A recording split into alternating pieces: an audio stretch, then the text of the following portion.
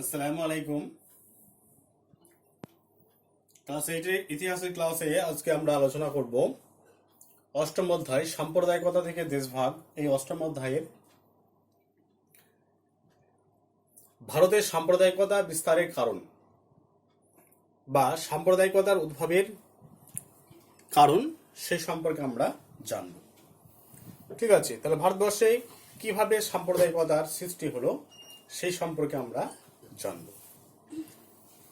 এই সাম্প্রদায়িকতা শব্দটি ইংরেজি শব্দ কমিউনিজম থেকে এসেছে।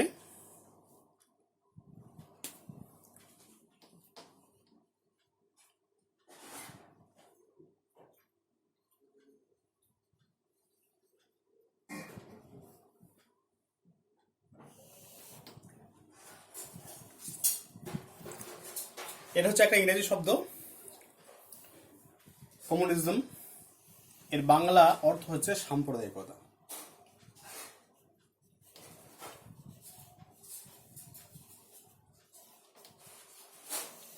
এই শব্দটার সঙ্গে আমরা সকলেই কম বেশি পরিচিত। সাম্প্রদায়িকতা এই শব্দটির সঙ্গে আমরা সকলেই কিন্তু কম বেশি পরিচিত। তাহলে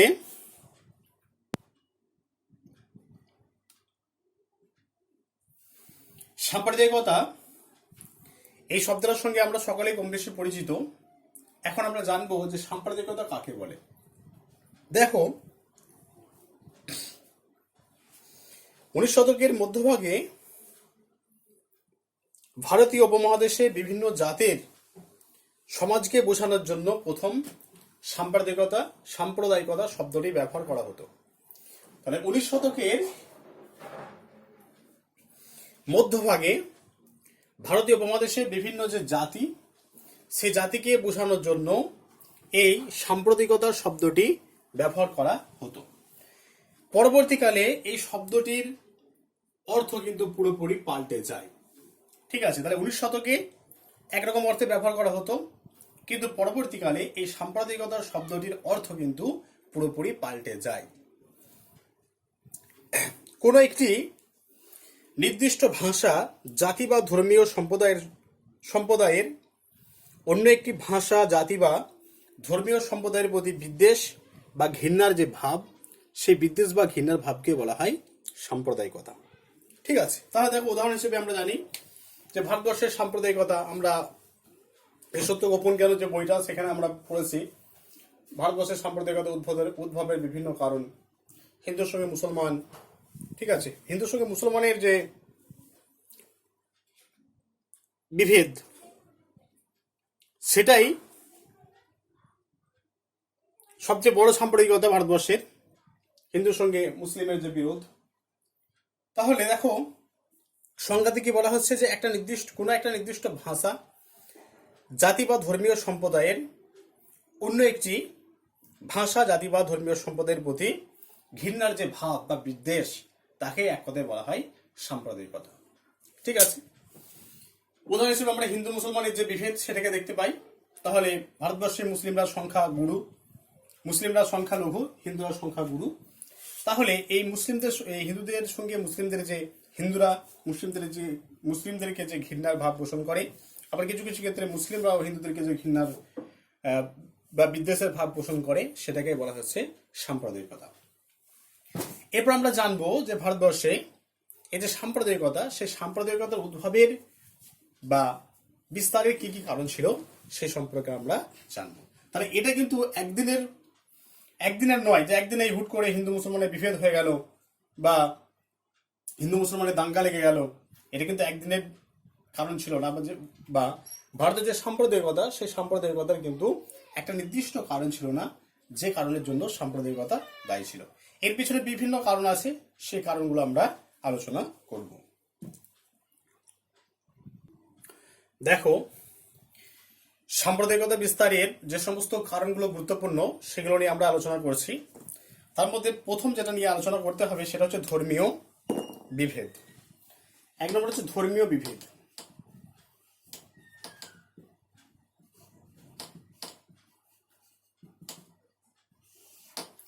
ধর্মীয় বিভেদ দেখো, ভারতে সাম্প্রদায়িকতার প্রধান এবং অন্যতম গুরুত্বপূর্ণ কারণ হচ্ছে এই ধর্মীয় বিভেদ।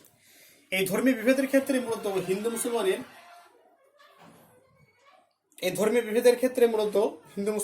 মুসলমানের বিভেদকেই সবচেয়ে বড় করে দেখানো হয়, বা হিন্দু মুসলমানের যে বিভেদ সেটাই কিন্তু ভারতের সাম্প্রদায়িকতার একটা অন্যতম কারণ বলা যেতে পারে।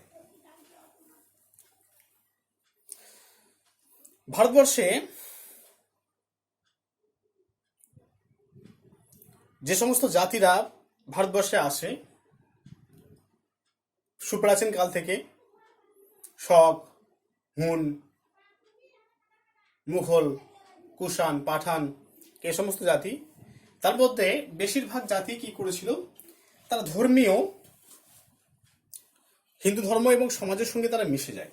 ঠিক আছে, যে সমস্ত বিদেশি জাতিরা ভারতবর্ষে আসছে, মুসলিম ছাড়া অন্যান্য যে সমস্ত জাতিরা ভারতবর্ষে প্রবেশ করেছিল, তারা হিন্দুদের যে ধর্ম এবং সমাজ, সেই ধর্ম এবং সমাজের সঙ্গে মিশে যায়। ব্যতিক্রম শুধুমাত্র মুসলিমরা।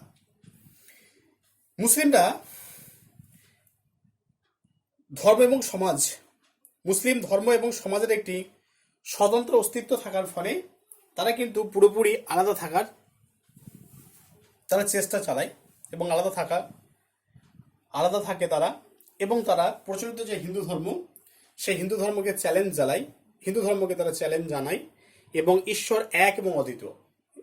ঠিক আছে, ঈশ্বর বলতে এখানে আল্লাহ এক এবং অদ্বিতীয়, এই যে বিশ্বাস, এই বিশ্বাসের উপরে তারা অটল থাকে। এটা কিন্তু হিন্দুরা কিন্তু সহজে মেনে নিতে পারে না। এর ফলে একদম সুলতানি এবং মুঘল যুগ থেকে হিন্দুদের সঙ্গে মুসলিমদের বিরোধ তৈরি হয়, এবং সেই হিন্দুদের সঙ্গে মুসলিমদের বিরোধ ইংরেজ আমলে ব্যাপক আকার ধারণ করে। অতএব আমরা বলতে পারি এই ধর্মীয় বিভেদ ভারতবর্ষের সাম্প্রদায়িকতা বিস্তারের জন্য অনেক অংশে দায়ী ছিল। 2 নম্বর হচ্ছে যে ইংরেজদের বিভেদ নীতি। ইংরেজদের বিভেদ নীতি।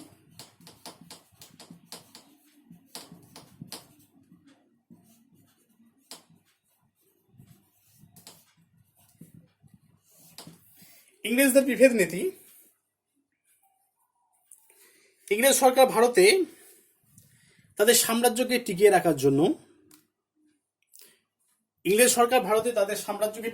জন্য ডিভাইড অ্যান্ড রুল পলিসি তারা গ্রহণ করে। ঠিক আছে, ডিভাইড অ্যান্ড রুল পলিসি তারা গ্রহণ করে। কেন ডিভাইড অ্যান্ড রুল পলিসি তারা গ্রহণ করে? হিন্দু এবং মুসলমানের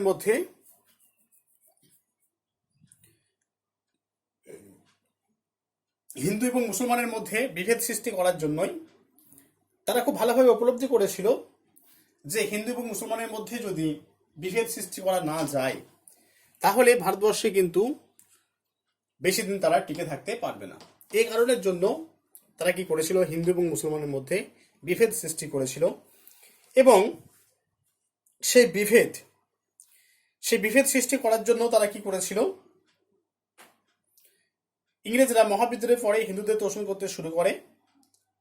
আবার জাতীয়তাবাদের উন্মেষের পর, যখন জাতীয়তাবাদের উন্মেষ ঘটেছিল, সেই জাতীয়তাবাদের উন্মেষের পর আবার মুসলিমদের তোষণ করতে শুরু করে। এইভাবে ইংরেজরা কখনো হিন্দুদের স্বার্থ, আবার কখনো মুসলিমদের স্বার্থকে অক্ষুণ্ণ রাখার চেষ্টা করে, এবং এইভাবে তারা কিন্তু হিন্দু এবং মুসলমানদের মধ্যে বিভেদ সৃষ্টি করেছিল। এবং এই ইংরেজদের যে বিভেদ নীতি, সে বিভেদ নীতি কিন্তু ভারতের সাম্প্রদায়িকতা বিস্তার ঘটিয়েছিল।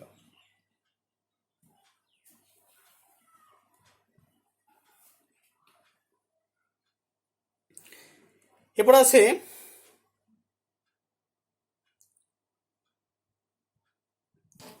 প্যান ইসলাম আদর্শ।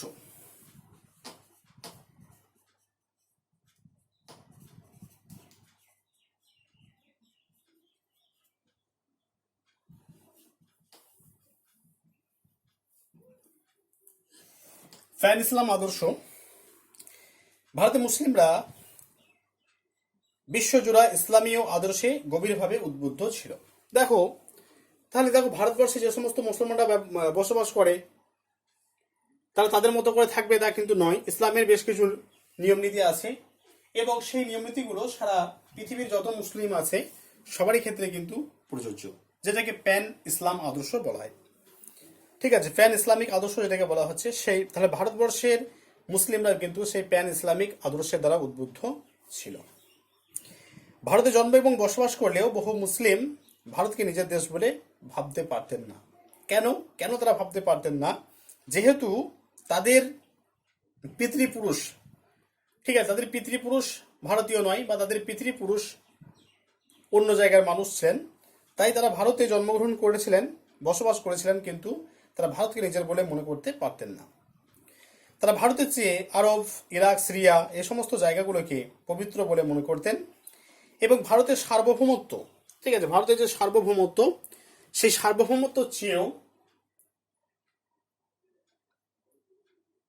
বাগদাদের যে খলিফা, সেই খলিফার আদর্শে তারা বেশি উদ্বুদ্ধ ছিল। এবং আমরা খিলাফত আন্দোলনের সময় দেখেছি যে ভারতবর্ষে খিলাফত আন্দোলন হয়েছিল এবং সেই খিলাফত আন্দোলনের মূল কারণ ছিল কি, যে তুরস্কের যে সুলতান তাকে নিজের পদে স্বপদে বহাল রাখা। ঠিক আছে, তাহলে ভারতের যারা বলছে, ভারতের যারা মুসলিম, তারা কিন্তু ভারতের জাতীয়তাবাদ অপেক্ষা বেশি তারা অনুপ্রাণিত হতো এই তুরস্কের যে খলিফা, সেই তুরস্কের খলিফার আদর্শকে উদ্বুদ্ধ রাখার জন্য বা তার যে সার্বভৌমত্ব, সেই সার্বভৌমত্বকে অক্ষুণ্ণ রাখার জন্য তারা বেশি গুরুত্ব দিত। ভারতের মুসলিমদের এই আদর্শ, ভারতের এই যে মুসলিমদের যে এই যে আদর্শ, এই আদর্শটাই কিন্তু সাম্প্রদায়িকতার একটা বাতাবরণ সৃষ্টি করেছিল।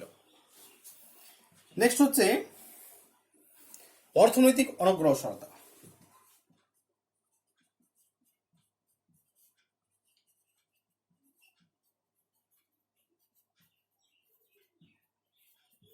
অর্থনৈতিক অনগ্রসরতা, এই অর্থনৈতিক অনগ্রসরতাও ভারতের সাম্প্রদায়িকতা বিস্তারের একটা অন্যতম কারণ বলা যায়।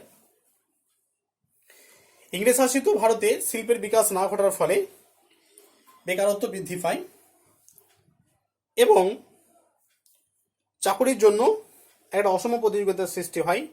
আর আমরা জেনেছি যে ইংরেজরা যখন ভারতবর্ষে এসেছিলেন তখন তারা ইংরেজি শিক্ষিত বেশ কিছু মানুষ তারা তৈরি করেছিলেন এবং সেই মানুষগুলোকে দিয়ে তারা প্রশাসনিক কাজগুলো বা যেগুলো কেরানি, সেই কেরানির কাজগুলো তারা করে নিতেন। এবং সেক্ষেত্রে ইসলামীয় ধর্মাবলম্বী যারা মানুষ অর্থাৎ মুসলমানরা কিন্তু সেখান থেকে দূরে ছিলেন। কেন দূরে ছিলেন? তারা ইংরেজদেরকে প্রথম থেকে শত্রু বলে মনে করতেন, যেহেতু ভারতবর্ষে ইংরেজরা ভারতবর্ষে মুসলিমদেরকে হটিয়ে তারা সাম্রাজ্য প্রতিষ্ঠা করেছে। তাই কিন্তু প্রথম থেকেই ভারতের মুসলিমরা কিন্তু এই ইংরেজদের যে শিক্ষা, ইংরেজি শিক্ষা, সেই শিক্ষাকে তারা গ্রহণ করেনি। এর ফলে কি হয়েছিল? এর ফলে দেখো, চাকুরির ক্ষেত্রে যেহেতু এদের শিক্ষার অভাব ছিল, সেরকম তারা শিক্ষিত হতে পারেনি, তাই একটা অসম প্রতিযোগিতার মধ্যে পড়েছিল এবং সেই অসম প্রতিযোগিতায়, চাকুরির ক্ষেত্রে যে প্রতিযোগিতা, সেই প্রতিযোগিতায় কিন্তু সবসময় হিন্দুরা এগিয়ে থাকতো। ফলে যে প্রশাসনিক যে পদ, সেই পদগুলো কিন্তু হিন্দুদের অধীনেই থাকতো। এর ফলে ভারতের যে মুসলিম, সেই মুসলিমদের অর্থনৈতিক অবস্থা, যেটা আর্থিক অবস্থা, সেটা কিন্তু উন্নতি হয়নি।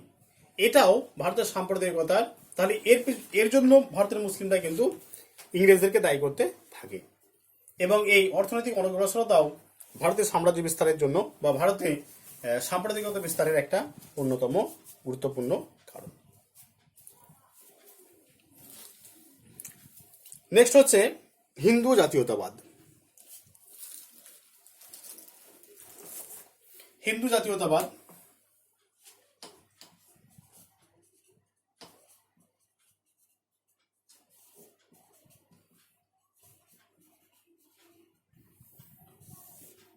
হিন্দু জাতীয়তাবাদ 19 শতকের দ্বিতীয় ভাগে ভারতে যে জাতীয় চেতনার উন্মেষ ঘটেছিল, সেটা ছিল পুরোপুরি হিন্দু ধর্মাশ্রয়। এই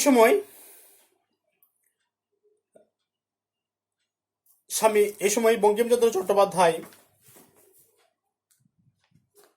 ঈশ্বরচন্দ্র গুপ্ত, রঙ্গলাল বন্দ্যোপাধ্যায়, নবীনচন্দ্র সেন, এদের যে রচনা, সেই রচনায় একটা হিন্দুত্ব ভাব পরিষ্কারভাবে প্রস্ফুটিত হয়েছিল। এদের লেখনের মধ্যে হিন্দু জাতি শ্রেষ্ঠ এবং মুসলিম জাতি নিকৃষ্ট এরকম একটা পরিষ্কার ধ্যান ধারণা বঙ্কিমচন্দ্র চট্টোপাধ্যায়ের বিভিন্ন যে উপন্যাস, সেই উপন্যাসকে বিভিন্ন যে লেখালেখি, সেই লেখালেখি কিন্তু তিনি মুসলিমদেরকে অনেক জায়গায় ছোট করে দেখেছেন। মুসলিমরা বঙ্কিমচন্দ্রের রচনায় উগ্র সাম্প্রদায়িকতা লক্ষ্য করেন। মদনমোহন মালব্য এই সমস্ত মানুষেরা মুসলিমদেরকে কিন্তু খুব নিকৃষ্ট দেখতেন বা ছোট নজরে দেখতেন।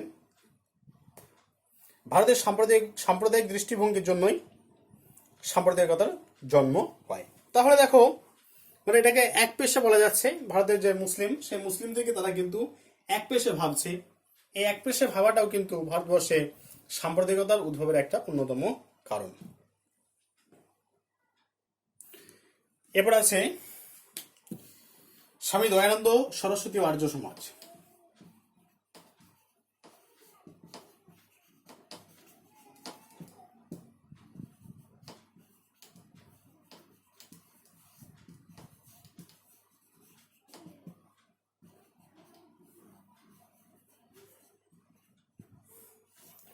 স্বামী দয়ানন্দ সরস্বতী ও আর্য সমাজ,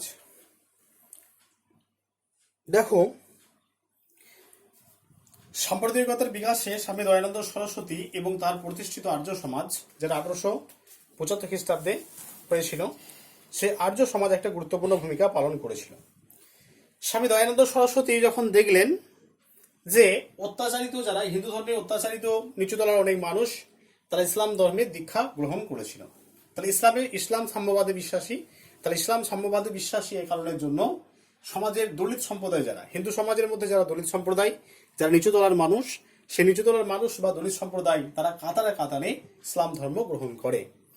এটা কিন্তু স্বামী দয়ানন্দ সরস্বতীকে খুব ভাবিয়ে তুলেছিল যে এইভাবে যদি কাতারে কাতারে ইসলাম গ্রহণ করে হিন্দুরা, নিচুতলার হিন্দুরা, তাহলে হিন্দুরা কিন্তু সংখ্যা গুরু থেকে সংখ্যালঘুতে পরিণত হয়ে যেতে পারে।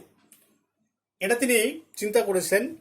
এই কারণের জন্য তিনি শুদ্ধি আন্দোলনের প্রবর্তন করেছিলেন। ঠিক আছে, শুদ্ধি আন্দোলন তিনি প্রবর্তন করছেন এবং এই শুদ্ধি আন্দোলন প্রবর্তন করে তিনি যারা অহিন্দু, ঠিক আছে, যারা হিন্দু ধর্ম থেকে অন্য ধর্মে ধর্মান্তরিত হয়ে চলে গিয়েছিলেন, তিনি কি করেছিলেন, তাদেরকে আবার পুনরায় হিন্দু ধর্মে ফিরিয়ে এনেছিলেন। ঠিক আছে, অর্থাৎ নিচুতলার যে সমস্ত দলিত হিন্দু তারা ইসলাম ধর্মে গ্রহণ করেছিল, এটা তাকে ভাবিয়ে তুলেছিল এবং তিনি কি করেছিলেন, সেখান থেকে যাতে আবার পুনরায় ধর্মান্তরিত যে সমস্ত হিন্দুরা ধর্মান্তরিত হয়ে অন্য ধর্মে চলে গিয়েছিলেন, মূলত ইসলাম ধর্মে চলে গিয়েছিলেন, তাদেরকে আবার তিনি শুদ্ধি আন্দোলনের মাধ্যমে আবার তিনি হিন্দু ধর্মে ফিরিয়ে আনার চেষ্টা করেছিলেন। স্বামী দয়ানন্দের চিন্তা এবং চেতনা এবং আদর্শের মূল উৎস ছিল বেদ, এবং তিনি ঘোষণা করেছিলেন বা তিনি বলেছিলেন বেদে ফিরে যাও, অর্থাৎ বেদভিত্তিক যে সমাজ ব্যবস্থা, সেই বেদভিত্তিক সমাজ ব্যবস্থায় ফিরে যাওয়ার জন্য তিনি কিন্তু বারবার অনুরোধ করেছিলেন হিন্দু সমাজকে। এটাও ভারতবর্ষে সাম্প্রদায়িকতা বিস্তারের একটা অন্যতম কারণ।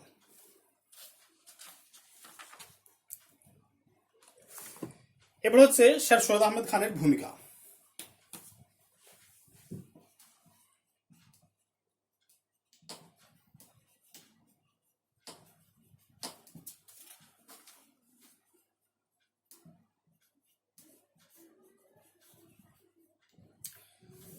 স্যার সৈয়দ আহমেদ খান এবং আলিগড় অ্যাংলো ওরিয়েন্টাল কলেজ, এক্ষেত্রে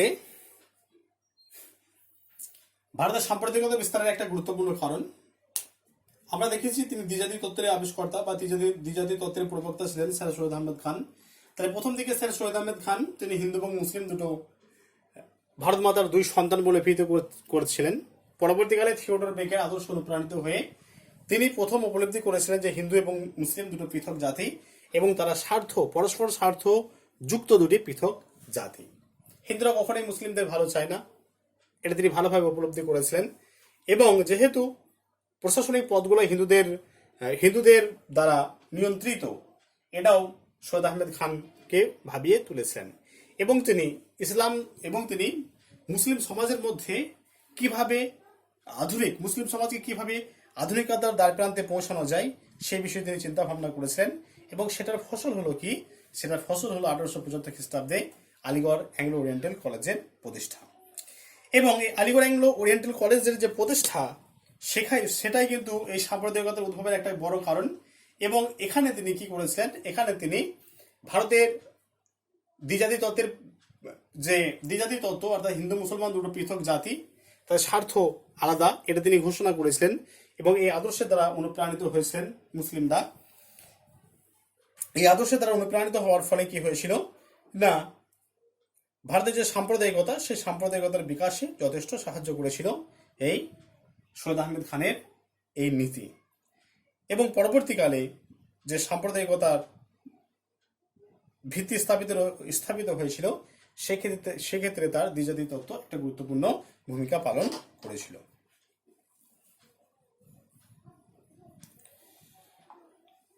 তাহলে আমরা বলতে পারি যে ভারতবর্ষে যে দ্বিজাতি তত্ত্ব, ভারতবর্ষে যে সাম্প্রদায়িকতা, সেই সাম্প্রদায়িকতার উদ্ভবের পিছনে কোনো একটা নির্দিষ্ট কারণ ছিল না। ঠিক আছে, বিভিন্ন কারণের সমন্বয়ে ভারতবর্ষে কি হয়েছিল না, সাম্প্রদায়িকতার সৃষ্টি হয়েছিল। এবং সেই সাম্প্রদায়িকতার সৃষ্টি হয়েছিল এবং তার পরিণতি হয়েছিল দেশভাগ। অর্থাৎ মোহাম্মদ আলী জিন্নাহ তিনি কিন্তু প্রথম থেকেই পৃথক রাষ্ট্র গঠনের পক্ষপাতী ছিলেন, এগুলো আমরা আগে আলোচনা করেছি। তাহলে 1947 সালের 14ই আগস্ট পৃথক পাকিস্তান রাষ্ট্র কিন্তু সৃষ্টি হয়েছিল। এবং পৃথক পাকিস্তান রাষ্ট্র সৃষ্টি হওয়ার পরে ভারতের যে সাম্প্রদায়িকতা, সেই সাম্প্রদায়িকতার কিছুটা হলেও নিরসন ঘটেছিল। অর্থাৎ হিন্দু মুসলমানের যে বিভেদ, সেই বিভেদ কিন্তু অনেকটা কেটেছিল। সাম্প্রদায়িকতা কেবল ভারতের স্বাধীনতার সমস্যা, মানে যখন ভারতবর্ষ স্বাধীন হয়েছিল তখনকার সমস্যা ছিল না। এই সাম্প্রদায়িকতা কিন্তু বর্তমান ভারতের একটা বড় সমস্যা। আজকের দিনে আমরা দেখি, ঠিক আছে, আজকের দিনে আমরা দেখতে পাই কি না, মুসলিমদের ওপরে অত্যাচার হচ্ছে। ঠিক আছে, মুসলিমদের উপরে অত্যাচার হচ্ছে, গোমাংস নিয়ে যাওয়ার জন্য অনেক মানুষকে পিটিয়ে মেরে ফেলা হচ্ছে। এই সমস্ত জিনিসগুলো কিন্তু আমরা সংবাদপত্রে দেখতে পাই। অর্থাৎ আজকের দিনেও সাম্প্রদায়িকতা কিন্তু শেষ হয়ে যায়নি। আজকের দিনেও মুসলিমদেরকে বিভিন্ন ক্ষেত্রে তুচ্ছ-তাচ্ছিল্য করা হয়। ঠিক আছে, যাই হোক, এই সমস্ত কারণের সমন্বয় কি হয়েছিল না, সাম্প্রদায়িকতার সৃষ্টি হয়েছিল। এটা তোমাদের অষ্টম অধ্যায় শুরু হচ্ছে, আজকে অষ্টম অধ্যায় শুরু হলো, সাম্প্রদায়িকতা থেকে দেশভাগ। ঠিক আছে, যদি কোনো পয়েন্টসকে বুঝতে না পারো তাহলে অবশ্যই আমাকে হোয়াটসঅ্যাপে মেসেজ করবে। ঠিক আছে।